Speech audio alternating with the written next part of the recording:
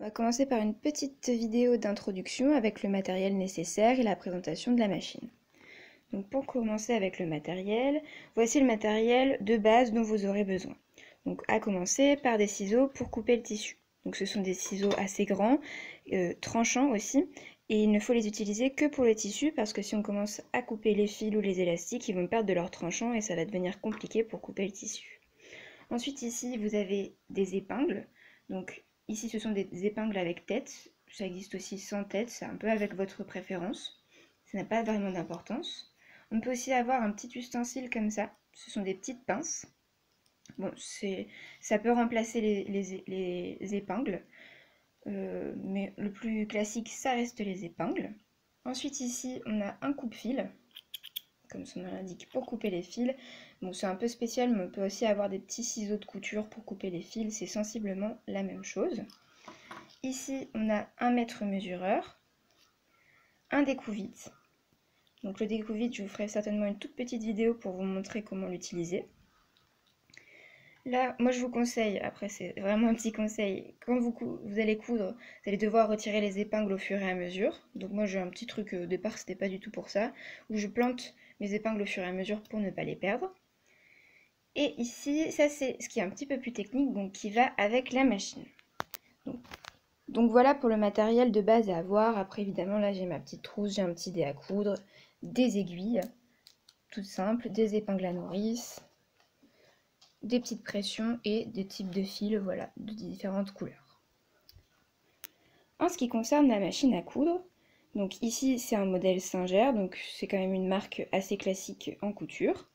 Donc on a le câble d'alimentation qu'il faut brancher, qui est aussi relié à la pédale qui va permettre d'activer la machine. Ici on a le bouton interrupteur, voilà, qui va allumer souvent, c'est pas toujours sur toutes les machines, mais une petite lumière. Alors, que dire? Ici, je vous verrai dans une vidéo, c'est le petit axe qui va permettre de créer les canettes. Ici vous avez l'axe où vous allez mettre la bobine. Il ne faut jamais oublier de mettre ce petit ustensile donc, qui va permettre de bloquer la canette. Il en existe deux types, soit celui-là qui est très petit ou alors ce gros là qui se met au même endroit sur l'axe. Ici, vous avez une molette qui va permettre de régler la tension du fil. Donc ça on reviendra plus tard dessus, mais à savoir qu'en général on coud avec une moyenne de 4 pour la tension. Ici, ça va être en fait la taille des points. Ici, le type de point, donc point droit, point zigzag, tout type de point. Moi j'ai des points décoratifs et ici c'est pour faire des boutonnières. Donc le plus souvent, on va utiliser le point droit. Ici, vous avez l'aiguille, donc pour pouvoir coudre. Important aussi, la molette. Molette qui va, quand on la tourne dans un sens ou dans l'autre, va se faire déplacer l'aiguille. Voilà. On a aussi ici donc le pied de biche qu'on peut relever quand on va poser le tissu et descendre avant de coudre. Donc qui s'actionne par un petit levier ici qui se trouve derrière la machine. Hop. Donc quand le pied de biche est en position basse, le levier est en position basse, et quand il est en position haute, le levier est en position haute.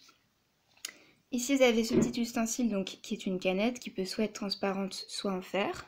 Donc là elle est vide, et là c'est une fois qu'elle est remplie. Donc on aura une vidéo plus tard pour vous montrer comment remplir une canette.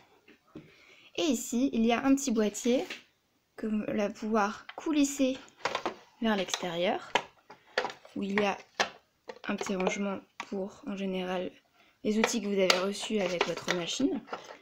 Ici une petite trappe, on a ici un petit cran, donc on peut l'ouvrir, et là va se trouver l'endroit où on va mettre la canette. Donc en fait la canette une fois remplie est obligatoire pour pouvoir coudre.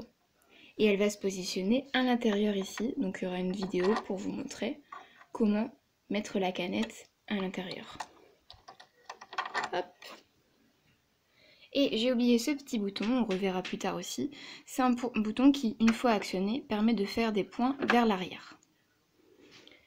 Et voilà, votre machine expliquée.